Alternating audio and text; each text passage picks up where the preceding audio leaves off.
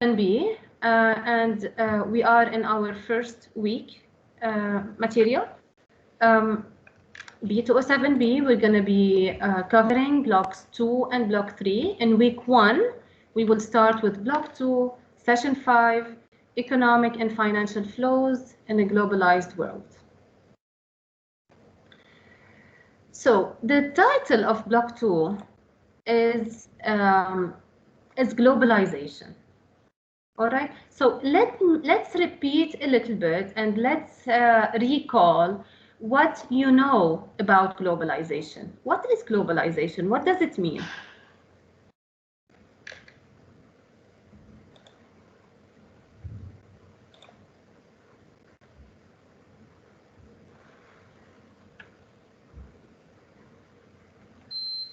Yes, anyone. I would really like to see your comments in the chat or hear your voices. Yes, it means عولمة, a small world, companies operating in other countries. Yes, all of this is correct. Now, I want you to start thinking about why globalization is such a big deal nowadays. Okay, so starting, I would say, if many years ago, globalization started being really such a phenomenon in our daily life. Okay, so a company most of the time starts as being a local company, and then as it is progressing, it will become more and more global, more and more. It will expand its operation globally, and it will become a global organization. So this is what globalization means. All right. So today specifically, we will be discussing the economic and financial flows in a globalized world. Because as you are working, as you are doing business internationally and globally, you need money that is flowing back and forth between countries.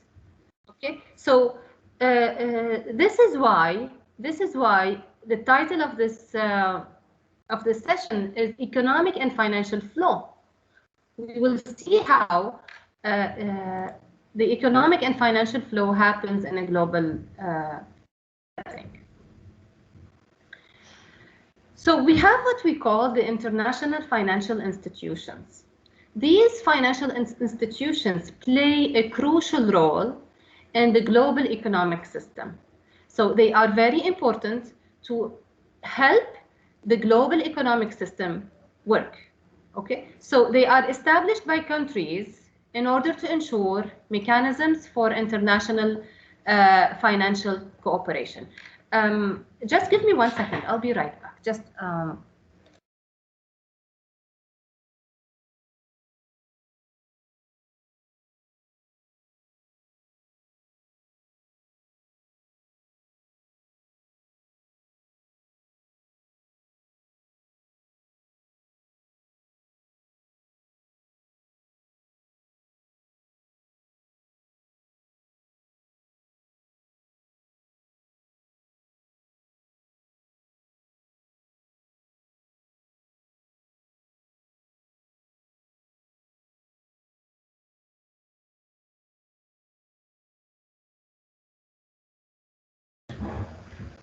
okay, so sorry about this pause. I was saying that these financial and international financial institutions are created by countries to ensure smooth transactions between countries. All right, so they are there to help the economic and the social development activities, specifically in developing countries. Okay, what do we mean by developing countries? Can you Google developing countries?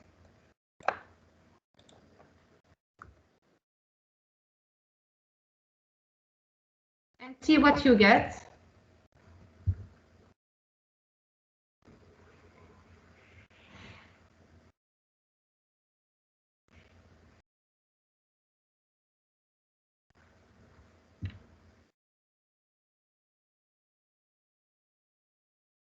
Well, I would say that Saudi Arabia is a developed country. It's not a developing country. Okay? The developing countries are countries that are still being developed. All right? Saudi Arabia is a rich country. It's not a developing country. Okay. So examples like Afghanistan, yes, it's a developing country. It's a country with less developed industrial base and low human development index relative to other countries. Yes, so thank you, Fariha, from Googling that. It's a poor country that seeks to become more economic, absolutely. Examples, India, African countries are an example. Yes, this is what we mean by developing countries. Now, when you say developed countries, examples are the United States,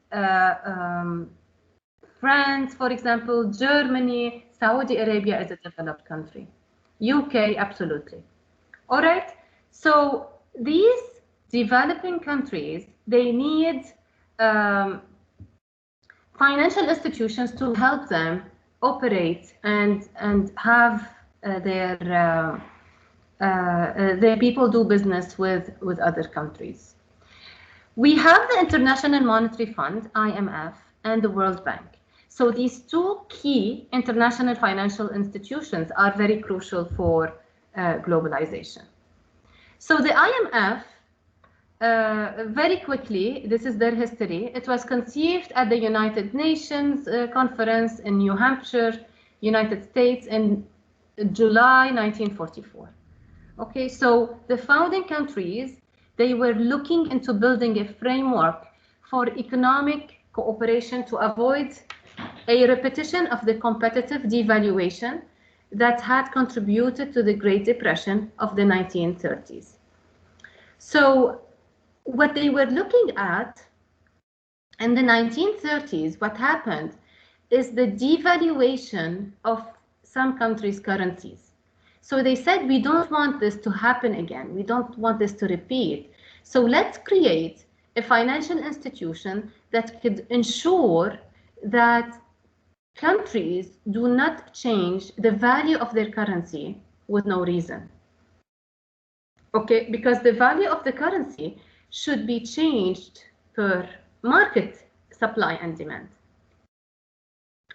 Okay, so the system of exchange rates and international payments that enable countries and their citizens as well to transact with each other. Okay, so let's translate that into some examples. All right, now you all know that a few years ago, let me ask you this. What happened to the Turkish lira a few years ago?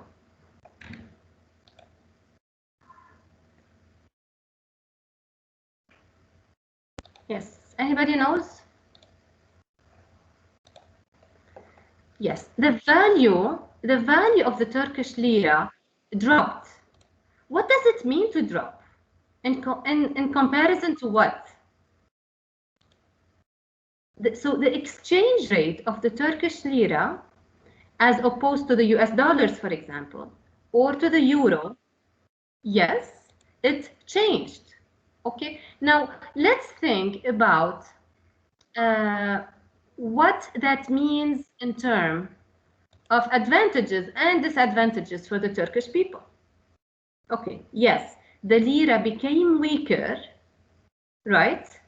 But as people who are paying in dollars, if you want to buy something from Turkey, okay, did it become more expensive or less expensive for you as a person paying in US dollars or in Saudi riyal, which is tied to US dollars?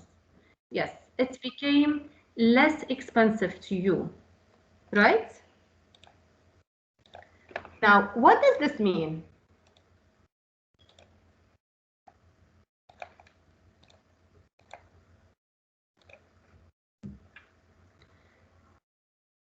When the price of Turkish products became less expensive for tourists, for example. Okay, going to a hotel and buying food in Turkey and buying clothes in Turkey became less expensive to the tourists who are paying in dollars or euro. Okay, what could this lead to?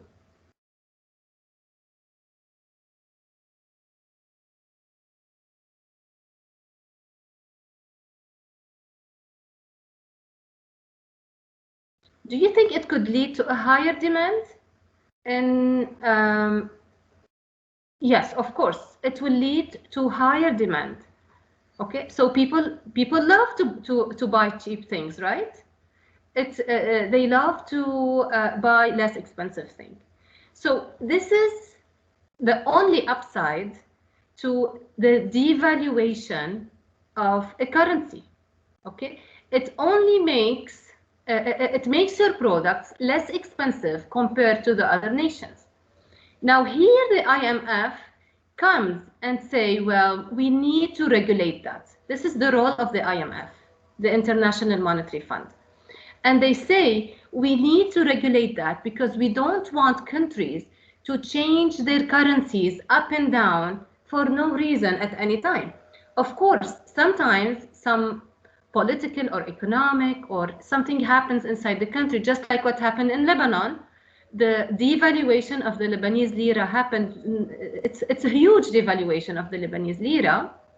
All right, it's very bad for the people inside on one hand, but on the other hand, it increases the demand from the external buyers. Okay? Yes, Hiba, I will explain the point again. When there is a devaluation of currency, so قيمة العملة يعني, okay? There is devaluation of the currency in one country. It drops as compared to the dollars or to the euro or any international, kind of stable currency. Then, of course, this is a very bad thing for the population because now the people themselves cannot afford to buy anything imported, right? But at the same time, there will be a higher demand for the products produced in the local currency. Okay, the IMF role is to regulate that and is to ensure that countries do not play with the value of their currencies up and down depending on their interests. Okay, because that would be unfair to the rest of the populations. All right, this is basically the role of the IMF, the International Monetary Fund. Now, the World Bank, okay, is also an international financial institution, and it has, okay, Dana, that's a good example. Not sure if, are you sure one Syrian lira is $1,700? Or, oh yes, you mean the opposite. So $1 is 1,700 Syrian liras. Okay, this is yes, this makes more sense. Okay, now back in the days, $1 used to be worth for Lebanese pounds. It used to be worth 1,500 Lebanese pounds. So very similar to the Syrian lira right now. Okay, but today $1, okay, believe it or not, $1 is about 8,500 8,500 Lebanese liras, which is really huge. Okay, so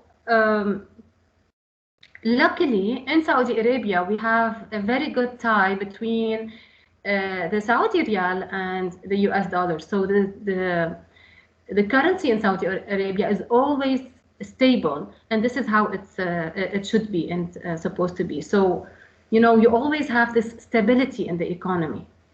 Right, it's 3.75. Each dollar is 3.75 riyal. Okay, now let's move to the World Bank. The World Bank is also another international financial institution. It's made up of 189 member countries, and it has some main goals. Okay, now the goals of the World Bank are a little bit different than the IMF. It's to end the extreme poverty by decreasing the percentage of people living on less than $1.9 a day to no more than 3%. So basically, the World Bank would gather money from the rich countries, okay, and they will send it to the poorer countries. This is basically what the World Bank does. Okay, so they give donations, and aid from the richer to the poorer countries. Okay, so they work on helping economies and helping citizens to increase their income and to become more independent in their income. Okay, any questions so far? So we just finished the first session, which is session 5.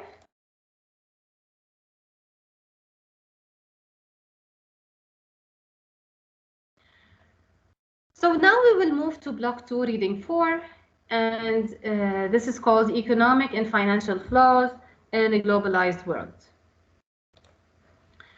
So, as you know, in a global world, different countries do lots of trading with each other. All right. So, for example, a lot of countries buy oil from Saudi Arabia. Okay. Saudi Arabia might buy cars from Germany or from Japan or from the United States and so on. So there is what we call economic flow going. So there is money flow going out and in of each country. Okay, each country has, specialties and things that they are very good at making and very good at doing. They export these things, and in return, they import other things that they don't have maybe the expertise in doing, or for any other reason, they import. So imports and exports, okay, استيراد and تصدير, right? So the balance of payment is an economic indicator that tracks all transactions between individuals, firms, or government bodies of a given country and the rest of the world during a certain period of time. So the balance of payments is it's an indicator that tells you if there is more money going out of the country or coming in the country. All right. So so you need to think about the sum of all the money going out of the country. All right. So first of all, why do we send money out of the country? We send money out of Saudi Arabia to buy cars, for example, to buy, let's say, clothes, to buy any other type of imported goods, right? Also, you could send money out of the country if you have people in Saudi Arabia making investments in the United States or in the UK, buying properties over there and stuff like that. Okay, money going out of the country if there are people going out to do tourism, for example, outside of Saudi Arabia. Okay, so think about the flow of money going out and the flow of money coming in Saudi Arabia. Okay, now Vision 2030, all the decisions that were made in Vision 2030, we are trying now in Saudi Arabia to reduce the difference between the money going out and the money coming in. All right, so we want to improve the balance of payment by doing what? By encouraging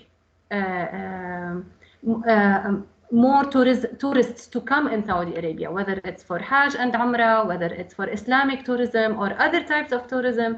We want to encourage people to come to our country here and to spend money here, because again, the lower the difference between your in and out money, the better it is for the economy of the country. Okay, so those countries who are dependent on their own productions also do not need to import lots of things. Okay, this is why again Vision 2030 encourages factories and encourages people to put investments to invest in factories and to produce products on the land of Saudi Arabia, because otherwise if we don't have these products, then we're gonna have to import from outside. All right. So encouraging manufacturing and encouraging people to produce products is actually very good for the economy because we keep the money inside. Now, the money that is kept inside is extremely important because it flows inside the country. When you invest inside your country, then you are building a factory. So this money goes out to the people who built your factory. Okay, you employ people, you pay salaries to employees, and then those employees go to the market and buy food, they buy stuff, they pay rent, and you know, this is how you could let me say improve the economic wheel, you know, constantly. Okay, and the more you improve it, the faster it becomes. All right, so in the balance of payments, we have three types. We have three parts of the balance of payments. We have the current account, the capital account, and the financial account. Now, for the current account registers payments for imports and exports, plus incomes and transfers of money to and from abroad made by individuals. So what we call the current account are any money that you pay outside for organizations as you are importing goods from them. Okay, and also those individuals, for example, expats who transfer money back to their countries, to their home countries, this money transferred to outside is registered under the current account. Now, the capital account, the word capital means that it records all transfers of capital to and from abroad. Okay, so for example, if a Saudi company is expanding its operation to overseas, so they have to send money, let's say to United Arab Emirates, for example. So they send money to United Arab Emirates. This is money going out of the country. Okay, and this is recorded under the capital account. And vice versa.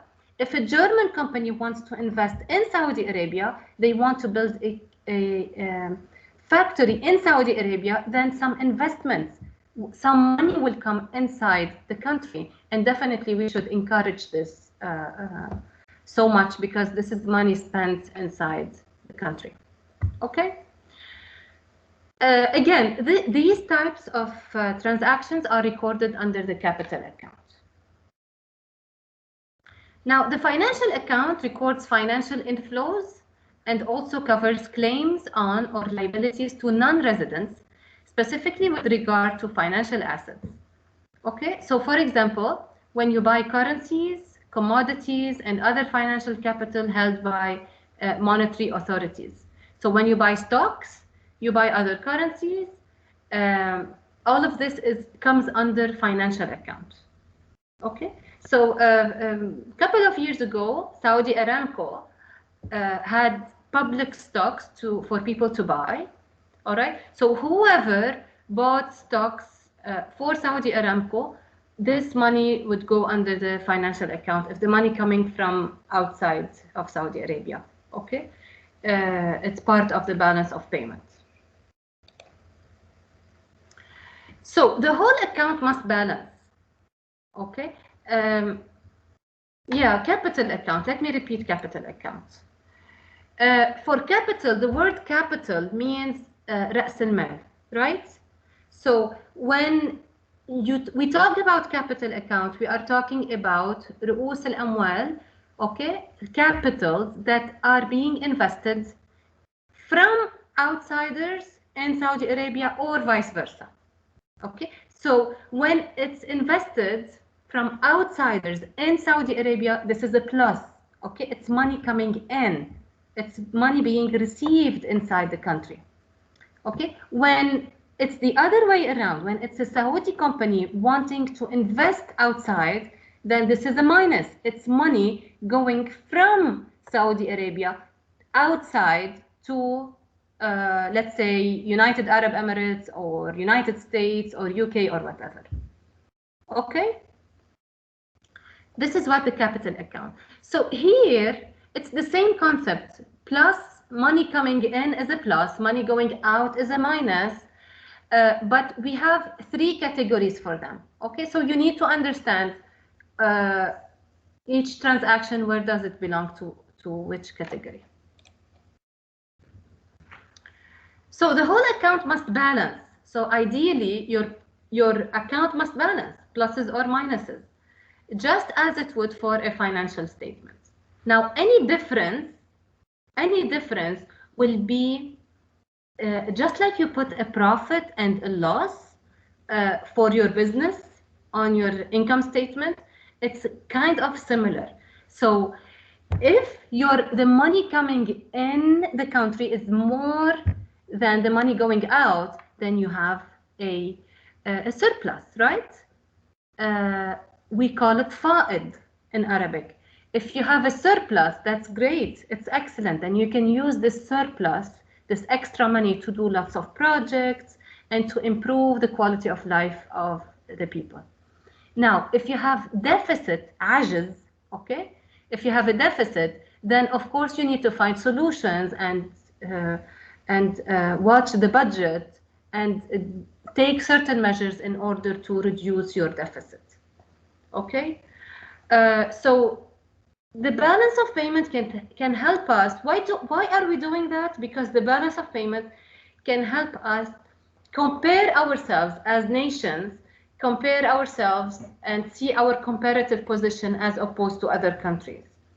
So for example, a country with a large current account deficit means that this country is borrowing to purchase goods from outside. Okay? So the existence of these relationships can lead to global imbalances between countries. So we need to understand our comparative position of our country as opposed to the countries that we are dealing with or we are competing with sometimes, right? So a country like Germany, who produces cars, is definitely in competition with Japan, for example, for producing cars. Okay, each country has a comparative position in what they produce and what they export to the rest of the nation. Okay, just like companies have competitions, also countries, they do compete with each other regarding that. Now, what is FDI, the foreign direct investments? Yeah, absolutely, Sarah. KSA is well known for oil, and not only oil. In Saudi Arabia, we have lots of good factories that produce, for example, things that are related to oil as well. Plastics, cardboards, and things like that. Also, KSA is known for producing and exporting dairy foods. For example, Al-Mara'i and Nadiq, they export to many countries around us. Dates as well. Yes, we have a long list of products that are very popular in Saudi Arabia and that we do very well, alhamdulillah. But sometimes there are products that could be imported in a less price than what we can produce them. And this is the case with all countries. So each country has a special or a competitive advantage that it is very good at. Okay? For others that you can import for less money, it could be a better idea to just import because it's less expensive to import. Like when you import clothes from China, You know, nobody can compete with that. Importing clothes from China is really extremely cheap. That if you want to make a factory in your country and produce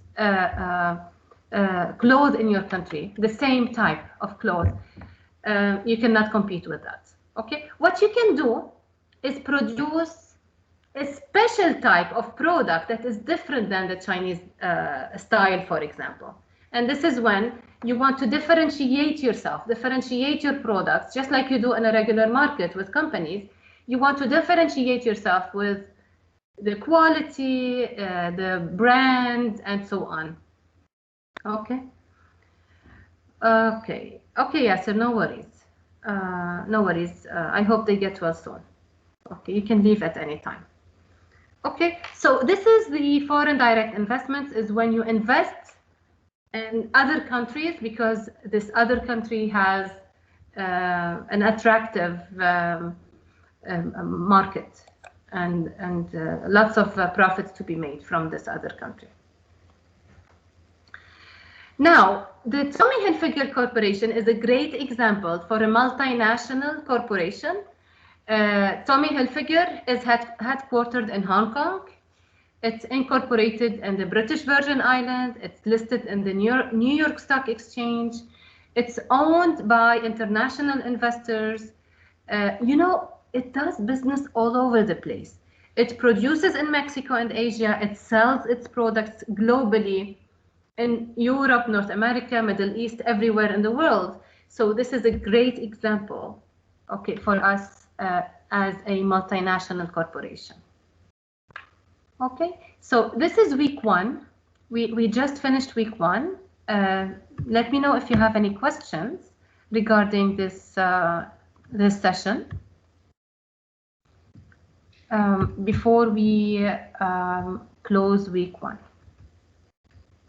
Anyone has a question? Okay, great, Dima. Thank you. Perfect.